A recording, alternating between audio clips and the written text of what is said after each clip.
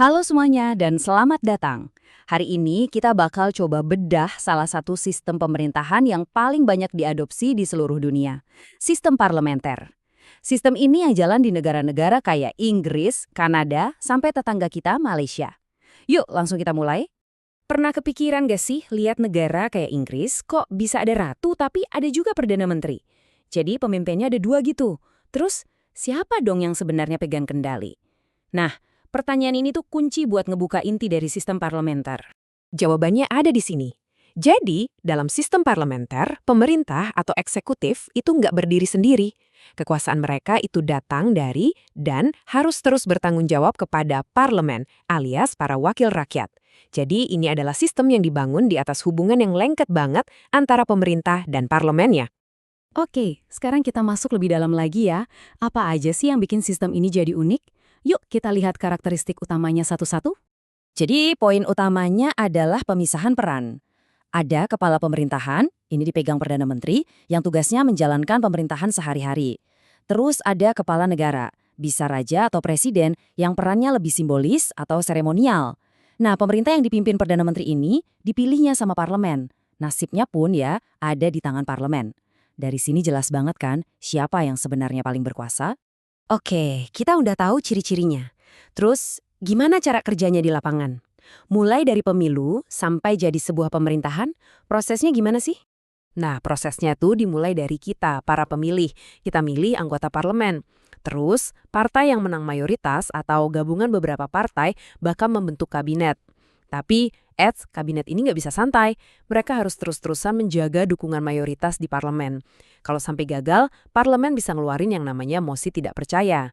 Coba bayangin deh, parlemen itu kayak dewan direksi dan Perdana Menteri itu CEO-nya. Kalau dewan direksi udah nggak percaya lagi sama CEO-nya, ya mereka bisa langsung mecat. Nah, persis kayak gitu, pemerintahannya bisa langsung bubar jalan. Biar makin kebayang bedanya, cara paling gampang itu ya kita bandingin langsung sama sistem yang mungkin lebih kita kenal, yaitu sistem presidensial. Biar kelihatan jelas banget di mana letak perbedaan dasarnya. Nah, ini dia nih beda utamanya. Sistem parlementer itu kekuasaannya campur, atau istilahnya fusi kekuasaan. Maksudnya, eksekutif sama legislatif itu nempel banget. Menterinya bahkan seringkali ya anggota parlemen juga. Beda banget sama presidensial yang kekuasaannya dipisah dengan tegas. Presiden dipilih langsung sama rakyat, jadi tanggung jawabnya ya ke rakyat bukan ke parlemen. Tentunya, nggak ada sistem yang sempurna. Setiap modal pemerintahan pasti ada plus minusnya di dunia nyata. Sekarang, yuk kita timbang-timbang. Apa sih bagusnya dan apa kurangnya dari sistem parlementer ini? Salah satu plusnya yang paling kelihatan itu soal kecepatan. Karena pemerintah dan mayoritas parlemen itu ibaratnya satu tim. Proses bikin undang-undang bisa jadi lebih satset, lebih cepat.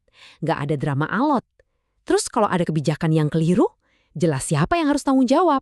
Parlemen bisa langsung manggil pemerintah buat dimintai keterangan. Nah, ini dia sisi lainnya.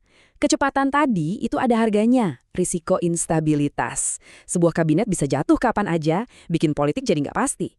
Di sisi lain, kalau ada satu partai yang menang telak, yang mayoritasnya kuat banget, yang ada malah kebalikannya. Pemerintah bisa jadi terlalu powerful dan malah ngendalin parlemen. Pengawasannya jadi kendor deh.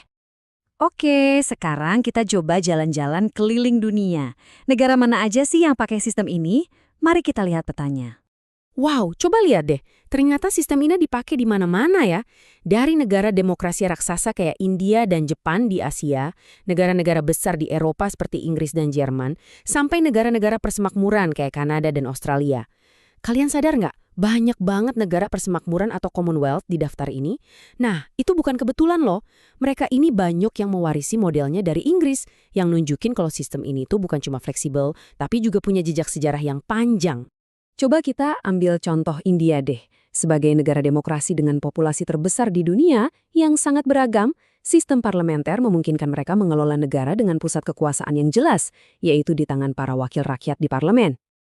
Dan ya, tentu saja semua ini akarnya dari Inggris. Istana Westminster itu sampai dapat julukan ibu dari semua parlemen. Kenapa? Soalnya model dari sanalah dengan Perdana Menteri, Kabinet, dan Parlemen yang berdaulat yang jadi cetak biru atau contekan bagi banyak negara lain waktu mereka membangun demokrasinya sendiri. Jadi, kalau kita mau ringkas dalam satu kata, sistem parlementer itu intinya adalah soal kepercayaan.